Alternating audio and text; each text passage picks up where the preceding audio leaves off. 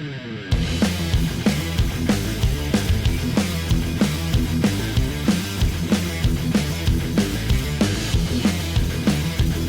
now you mentioned multiple types of wrestling, right? You mentioned freestyle, Greco-Roman, collegiate, I think.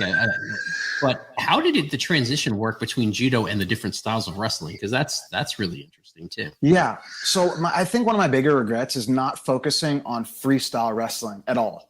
I cross-trained freestyle rules, but that rule set and judo are, I think, the closest related to any of the grappling disciplines. The scoring, the tempo of a match, it's very similar to a judo match, where if you throw someone with like high impetus and they land on their back, you get a higher score. Whereas in folk style, it's more like Jiu-Jitsu almost, where if you take them down and control them after, you get a score. So folk style was probably the least translatable to seamlessly integrate judo, but I think in the long run, it helped the most, because for MMA coaching, for grappling itself, to get that control element.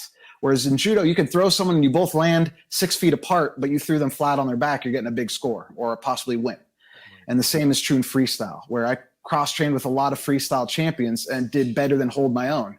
But that just wasn't my focus. I was a judoka and trying to win the Olympics, and that was my ultimate goal since I was 7. So sometimes I couldn't see past that, and that might have been a little bit detrimental long run wise. So I think I could have probably branched off and maybe even been more successful, because I wasn't stuck in some kind of paradigm like a judo closed box where I only do these certain moves and this is what works because this is what's conventional.